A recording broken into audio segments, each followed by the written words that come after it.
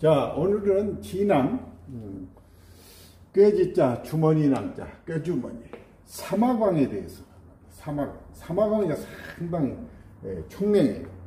사마광이 어디서 태어났냐면 산서성 운성, 고향이 산서성 운성이에요.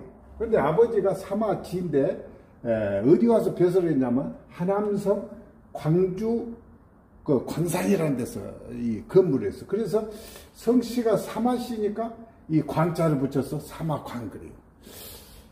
사마광이가 어렸을 때 그 장독대에서 이거 놀았어요. 여기서 놀고 있는데 한 대여섯 명이 놀다가 원래 이런 독은 뒤집어 놓는 것이 원칙이에요. 근데 이제 이렇게 바르게 놔둘 때는 여기다가 물을 이렇게 딱 집어넣는 거예요. 그런데 어느 날 그 얘들하고 재밌게 뛰어노는데 노는데 한 애가 올라가가지고 퐁당 이렇게 빠져버린 거예요. 물은 가득 차고 얘가 물이 이제 빠진 만큼 넘쳐나니까 얘들이 무서워서 이렇게 도망을 가는 거예요. 도망을 가는데 다른 애들은 생각을 하는데 사마광이가 돌을 탁 돌멩이를 들고 이걸 탁 깨버리는 거예요. 이게 깨가지고 거기서 이게 살아났다. 그래서 이 내용이 있는데 바로 이거 독을 깨는 장면을 우리 지금 광주 출신인 이선재라는 선생이 있는데 세종 때 인물인데 이분이 이 격옹도라는 것을 이 독을 깨트리는 사마광에 대한 그 시를 잘 또 써놓은 것이 있는데 이 사마광은 그 시대에 유명한 인물들이 여러 명이 있었는데 사마광과 대립된 인물이 왕안석입니다. 왕안석. 왕안석은 이 신종 때 새로운 법을 만들어서 신법. 그런데 이제 사마광은 처음에는 이 개혁하는 것을 좋았는데 너무 지나치리만큼 개혁을 해서 사마광이가 이 반대를 했죠. 그래서 사마광 일파를 구법당이라 하고 왕안석 일파를 신법당이라 했는데 나중에 왕안석은 이 신종이 죽고 철종이 올라오면서 바꿔지게 됩니다. 근데 사마광이 가장 훌륭한 일을 하는 것은 무엇을 했냐면은 자치통감이라는 이 책을 만든 거예요. 자치통감. 자치통감이란 말은 뭐냐면은 이거 책을 만들 때 중국에서 가장 훌륭한 책이라고 하면 거의 좋은 책이 많이 있지만 자치통감도 그게 하나인데 자치라는 것은 뭐냐면 우리가 정치를 자치하는 그런 자치가 아니고 통치를 하는 자료예요. 그러니까 그동안에 일어났던 일들을 좋은 일, 나쁜 일들을 다 수록해서 정치를 하는데 참고로 쓰라고 하는 것이 이 자치 통감입니다. 주나라 시대부터 시작해서 5대까지 끝나는 기간에 만들어낸 책으로서 꼭 읽어봐야 할 책이고 이 왕안석과 이 사마광 간에는 다툼도 많았지만 왕안석도 참 훌륭한 인물이에요. 이분은 역시 문학가로서 당송팔대가 소동파와 같은 당송팔대가 하나 인물인데 여기는 어디에서 태어났냐면은 그 강서성 무주란 데서 태어났습니다. 무주라는 데는 잘 모르는데 여기에는 증공이라는 인물도 태어나고 그랬는데 제가 이 왕안석까지 여기도 가봤습니다. 그리고 이제 그 왕안석의 그 아들이 하나가 있어요. 왕원택이라고. 근데 이 젊은 나이에 결혼을 했는데 그 며느리가 너무 안타까워요. 이 왕안석이가 보니까 자기 아들이 어린 나이에 결혼을 하자마자 얼마 안 돼가지고 병이 이제 걸려서 곧 죽게가 돼. 그러니까 설득을 시킵니다. 아들한테. 이 며느리는 네 마누라는 다른 데로 재가를 시키자. 너무 어린 나이에 이렇게 산다는 것은 안 되지 않느냐. 여러 사람들은 반대에도 불구하고 왕안석이가 그 자기 며느리를 재가를 시켜서 살게 하는. 그래서 나중에 또 왕안석이가 많은 그 존경을 받기도 했습니다. 이번에는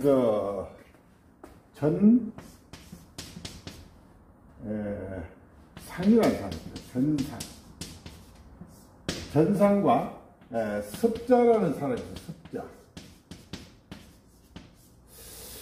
습자. 전상은 그 제나라 시대에 재상까지 한 사람이고, 습자는 친구입니다. 전상이 그 재상으로 있기 전에 바로 옆집에서 살았는데, 그 높은 그 언덕으로 올라갔어요. 올라가서 보니까 습자가 같이 가서 보니까 아주 경치가 잘 보이는데 자기 집 앞에가 나무가 많이 있어요. 나무가 많이 있어서 이 시야를 가려버려요. 그래서 습자가 와서 하인들한테 야, 그 나무를 없애버려라 하고 도끼로 찍어라. 그러니까 그 하인이 나와서 도끼로 찍어서 나무를 찍고 있으니까 또 내려와서 야, 찍지 말아라. 그대로 놔둬라. 그래요. 그 하인이 물어보는 거예요. 아니, 어째서 금방 찍으라고 했다가 또 금방 또 찍지 말라고 하면 뭡니까? 이 전상이라는 사람은 아주 뭔가를 노리는 사람이다. 그런데 저런 사람한테는 내가 비밀스러운 것까지 알고 있다면은 나를 좋게 한 건다. 지금은 서로 사이가 좋지만은 이 정치적으로 높이 올라가 이렇게 가는 사람들은 항상 마음에가 무엇을 딱 두고 있기 때문에 저런 사람을 조심해야 한다. 내가 나무를 그대로 놔두고 시야를 가린 것은 죄가 되지를 않으나 이 사람의 마음을 알고 이 나무를 갖다 베어버리면 아, 저런 것까지 나를 알고 있구나 하면서 나를 멀리하고 나를 죽일 수도 있을 것이다 해가지고 나무를 못 베겠는데, 전상이 원래 제 나라의 간공을 몰아내고 죽입니다. 죽이고 평공을 올려요. 평공을 올리고 이 다음에 이 5대 손자가 누구냐면 5대 손이 전화라는 사람인데, 이 사람이 이제 왕 자리를 뺐습니다. 왕 자리를 빼서 제나라가 누구에 의해서 만들었냐면 강태공에 의해서, 즉 강가에서 다시 이제 무엇으로 바꿔지냐면 전시로 이렇게 바꿔지는 그런 것이 되는데, 이 사람이 이제 완전히 승상 자리에 있으면서 항상 쪼그락쪼그락을 이제 많이 해가지고 자기 후손들에게 이렇게 만들어져 있는데, 전상이 칠척된 여자들, 아주 이쁘고 여자들을 100명 정도를 첩으로 삼았어요. 첩으로 삼아가지고 나중에 보니까 그에 태어난 자식들이 70명이나 이렇게 했다 해서 나중에 이런 것을 봤는데, 우리가 이 정치하는 사람들을 보면은 항상 조심을 해야 할 것이 그런 것입니다. 그래서 사마관과 왕한석 간에, 즉 구법당과 신법당 간의 이 싸움도 많이 이렇게 일어나고 그랬는데 끊임없이 이 반복이 되는 거예요. 지금 우리나라의 정치도 보면은 끊임없이 서로 반대당은 어떻게든지 저 사람을 상대를 죽이려고 그러죠. 그전에는 형 동생 하다가도 정치에 입문을 하면은 완전히 적이 되는 것이 이런 것이다. 이번에는 노나라의 후성자라는 사람이 있습니다. 후성자. 후성자가 어느 나라에서 초청을 받냐면 진나라에서 초청을 받아서 갑니다. 진나라를 가려면 위나라를 거쳐가게 되는데, 위나라를 지나가게 되니까 위나라의 재상이 누구냐면 곡신이에요. 곡신이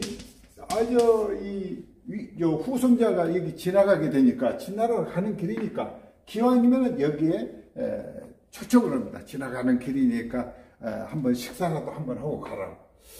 그래서 이제 그 식사를 하기 전에 이렇게 초청을 받아서 이렇게 들어가는데, 많은 악기를 치는 사람들이 있어요. 그러면 연회도 베풀어주고 술도 한잔하고 그러는데, 악대를 동원해 놓고도 전혀 공연을 하지 않아요.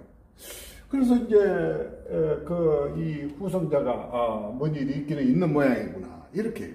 술을 한 잔 서로 하면서 이 곡신이 이 목걸이를 하나 줍니다. 꼭 먹거리를 주니까 이 후성자가 반갑다는 말도 않고 고맙다는 말도 않고 집어넣고 그리고 인사를 하고 갑니다. 인사를 하고 가는데 서로 아주 잘 가라 이런 말도 안 하고 간단히 인사만 하고 가요.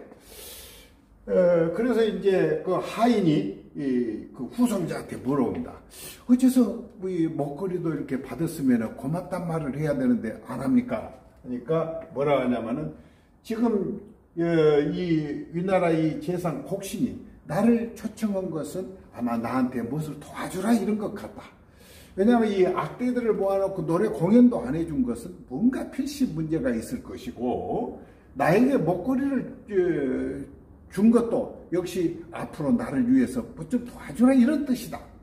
그래서 이제 이별을 하고 한 30리 정도를 가니까 이 위나라에서 큰 난리가 났다고 그래요. 그래서 이제 후성자가 진나로 가는 것을 포기하고 다시 들어와서 보니까 이 곡신이 피살이 돼 있어.